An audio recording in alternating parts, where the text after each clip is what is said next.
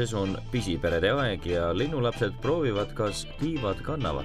Pahatihti aga jõudu veel napib ja nii nad maa peal MES-i valvsa pilgu all ringi kakerdavadki. Kui inimene pisikesele liiga lähedale astub, asuvad linnuvanemad oma võsukest raevukalt kaitsma. No umbes selline ongi kajakalapse hädakisa ja see on märguandeks ka vanematele ja kajakad on sellised tulid elukad, et nad hakkavad kisendama ja tegelikult tulevad teilendusele appi. Varsti on suur punt koos ja siis võib üsna täbarasti minna.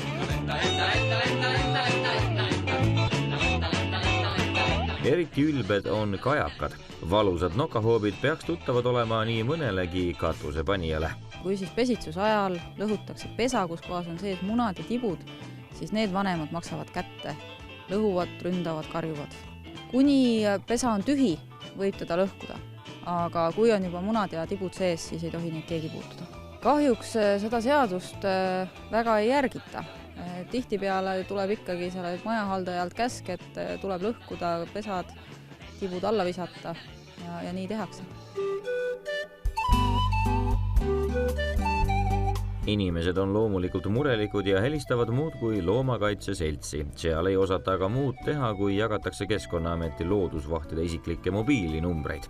Kõnesi võib päeva jooksul tulla mitukümmend ja see ajab riigiametnikud lausa hulluks. Muretsemiseks ei ole põhjust, et see, et linnupojad parkides ja kõnniteedel on sellel aastal hästi normaalne ja laskem nendel lindudel rahulikult olla ja uskuge mind, rõhuv enamus neist on mõne päeva pärast sellest kohast läinud.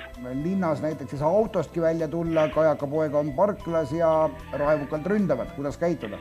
Katsuda siis sellest piirkonnast, selles koha pealt, mida siis kajakas justkui enda omaks sellel hetkel peab parkida näiteks parta teise serva, et siin ei ole kahjuks midagi parata. Lindu maha lüüa ei tohi? Me ei saa ju maha lüüa kõiki, kes meile ei meeldi, et on need siis inimesed või loomad. Ka Loomakaitse Liidu rahvas soovitab inimestel asja rahulikult võtta. Abi vajavaid linnupoegi on tegelikkuses tõesti väga vähe ja tühja tähjaga pole mõtet loodusvahte koormata. Tihti selliseid linde korjatakse ülesse ja siis ei osata nendega midagi pihta hakata. Et tegelikult selliseid linnupoegi ei tohi torkida. Nii kaua, kuni vanemad hooldavad, on kõik väga hästi. Et sellised linnupojad, kes on siis inimese hoole all, kipuvad tihti ka inimese hoole all lukka saama. Lisame meie loosse aga veel ühe tähelepaneku. Sügis läheneb ja varsti algab lindude rändeaeg. Inimene võib aga looduse plaanidesse mõra lüüa.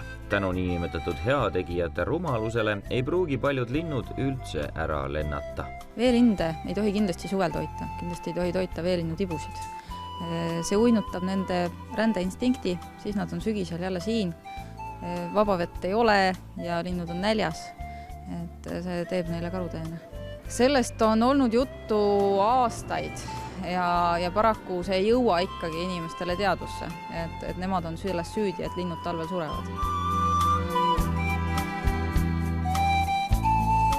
Kel aru peas sai aru, et Kadri Võreli jutus on iva sees. Need, kes ei saanud, toidavad aga kindlasti linde edasi ja on enda arvates suured heategijad. Kas nad aga tegelevad ka tagajärgedega ja hakkavad talvel nälginud ja jäässe külmunud linde elule tagasi turgutama? Ei, nemad on ikka enamasti need, kes hüsteeriliselt telefoni kisendavad, et miks keegi vaeseid linde ei aita. Lenda,